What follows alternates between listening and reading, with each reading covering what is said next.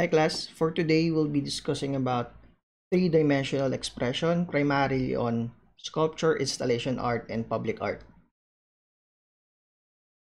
So first, we have sculpture. When we talk about sculpture, it's an art form that requires the artist's creative use of balance, okay? Skill in the use of materials, typically stone, marble, wood, and physical strength, okay? When we talk about sculptures as early as, say, siguro, nung mga bata kayo, nung pumupunta pa kayo sa parke with your parents, plaza, nakakita na kayo ng sculpture. Typically, sa mga plaza sa Laguna, Rebulto ni Jose Rizal. Kung sa public schools, same, Rebulto ni Jose Rizal o kung sino man yung local hero na pinagpupunyagi nyo sa lugar nyo, or kung sa mga private schools, typically rebulto ng mga santo ang inyong makikita. But what's clear is those are sculptures. Okay, those are typically sculptures. And the thing with sculpture is it requires physical strength. However, nowadays kasi there are many tools that can be used, no, to assist a person when it comes to sculpting any form of material. So, these are examples of sculptures, mga rebulto, okay? Mga rebulto ng mga ating ninuno, at the same time Christian, no? Rebulto ng mga Christian figures. Rebulto is statue, statue.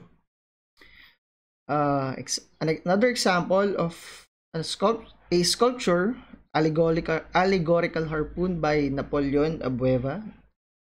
He's a national artist for sculpture sa bansa, Quieta by Eduardo Castrillo, and Sari Manok by Abdul Marie Imao. So when it comes to the production of sculpture, typically the materials used are stone. Number one ang stone.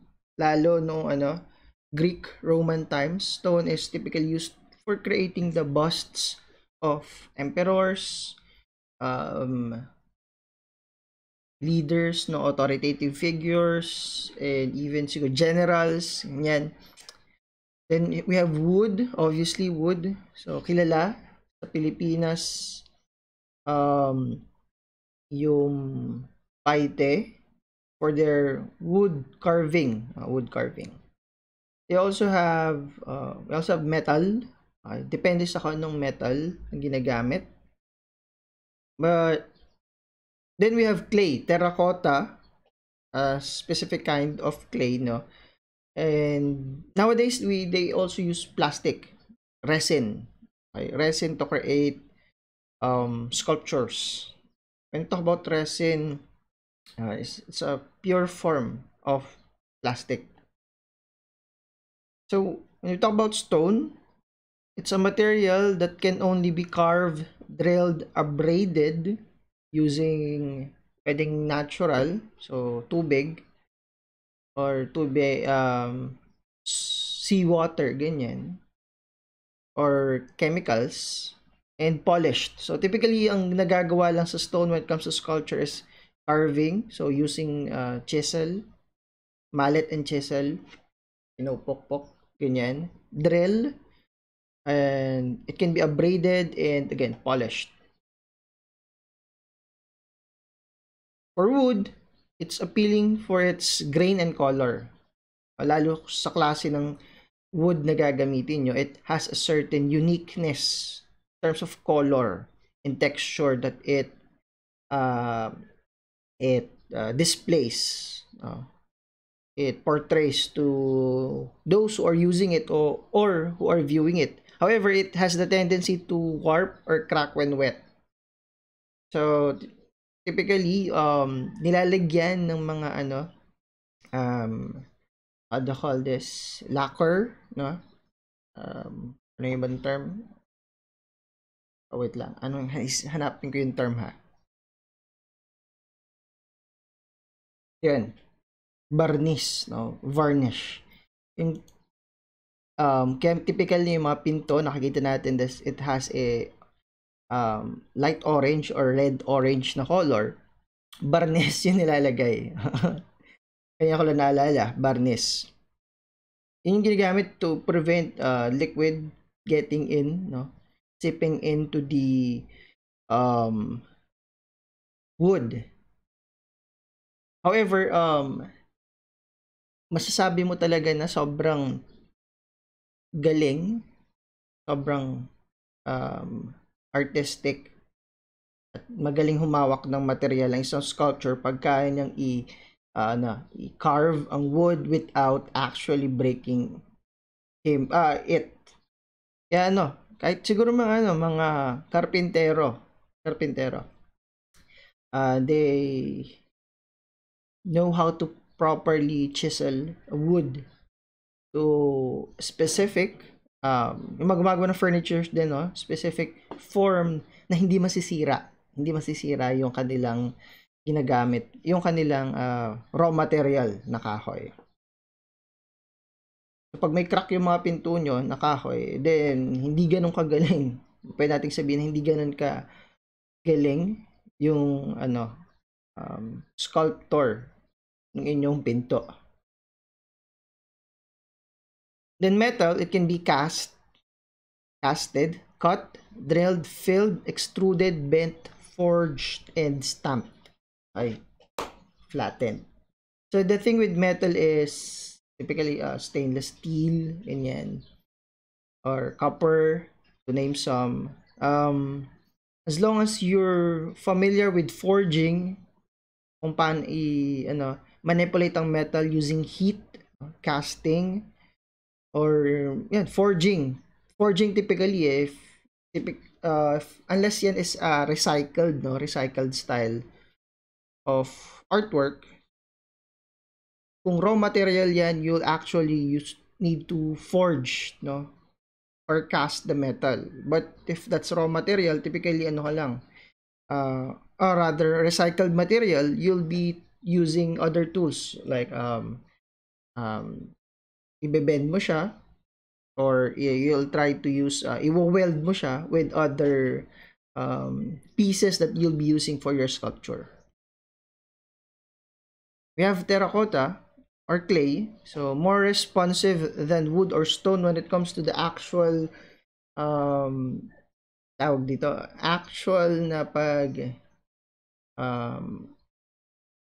sculpt into resembling what particular object or experience that you want to create. Why? Because since mas malambot ito dun sa wood or even stone, it's very easy to manipulate to your liking. Possesses little strength in tension or compression.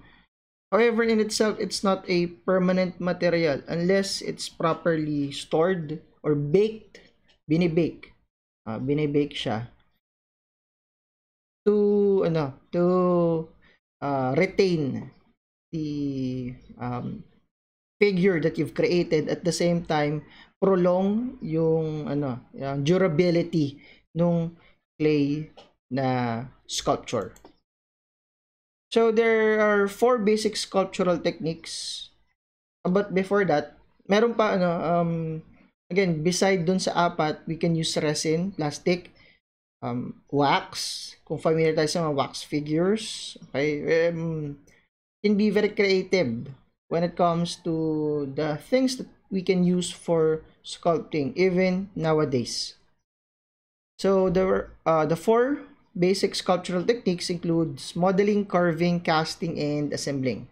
When we talk about modeling, it's created when a soft, malleable material, so baka kasi ma-question yung soft, so malleable, ibig sabihin we can at the very least manipulate it, is built and shaped to create a certain form. Kasi copper, gaya nung statue dito, is not necessarily, from our point of view, soft.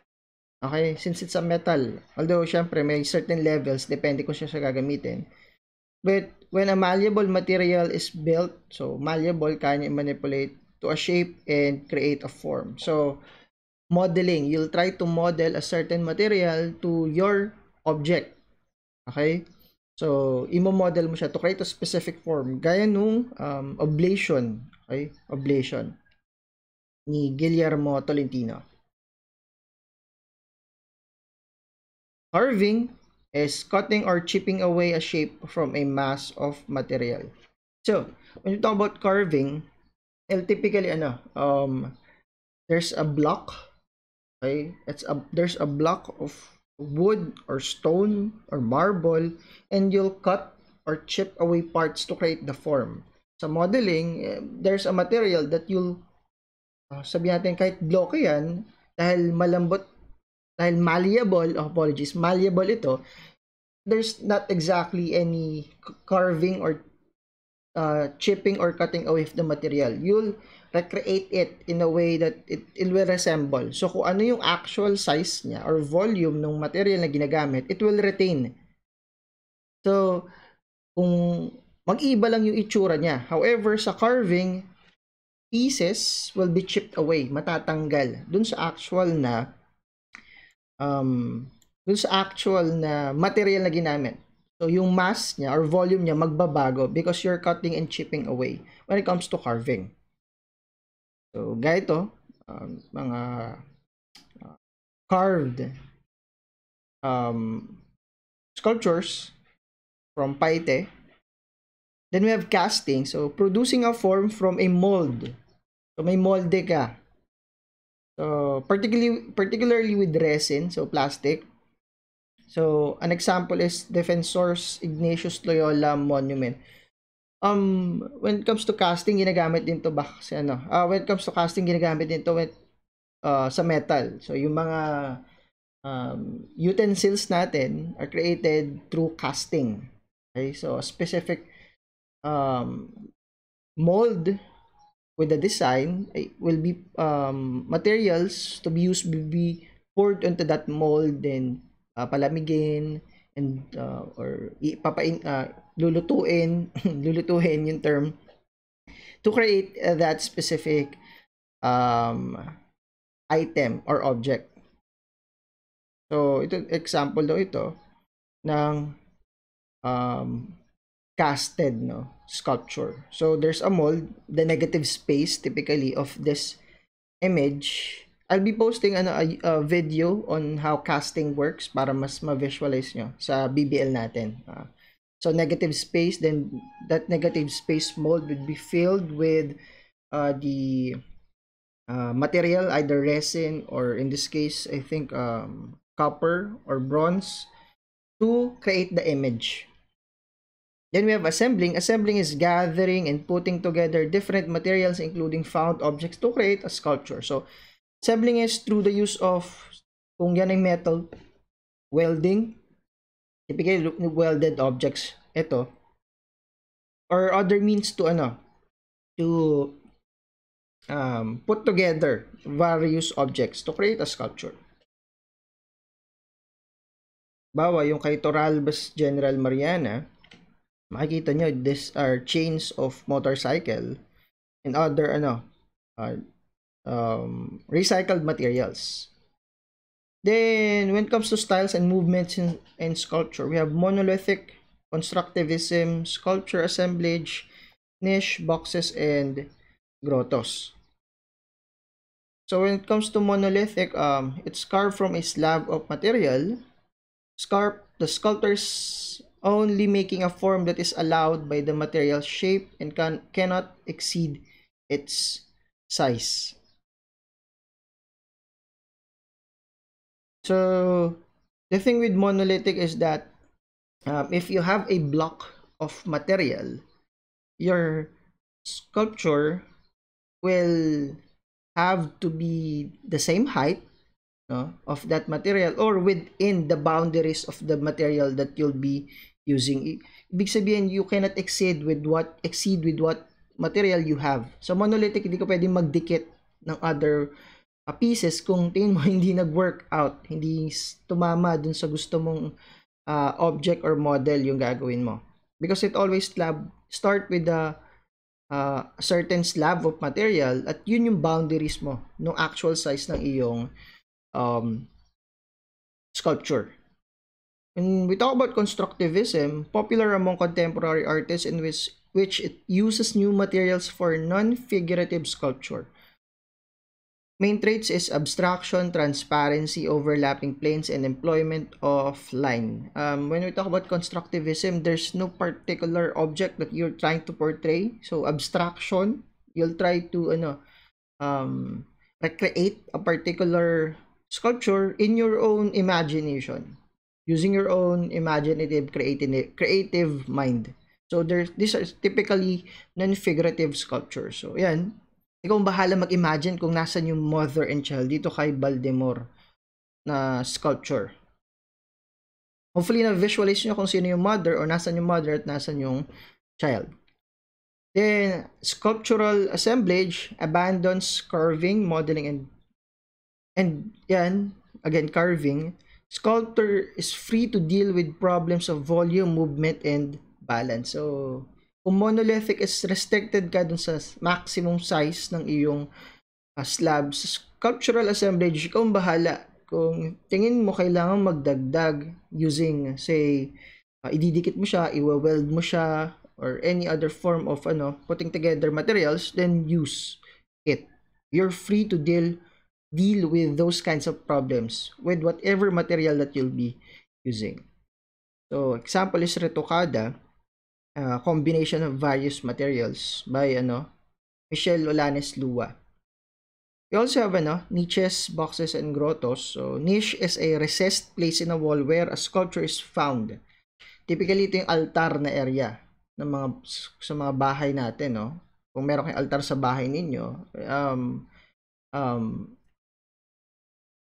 typically that's a niche, that's a niche. So boxes are packages, grotto is more like a room.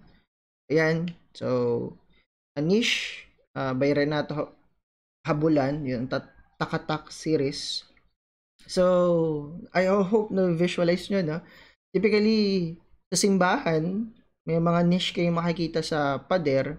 It can either have an image of a saint or sometimes siguro,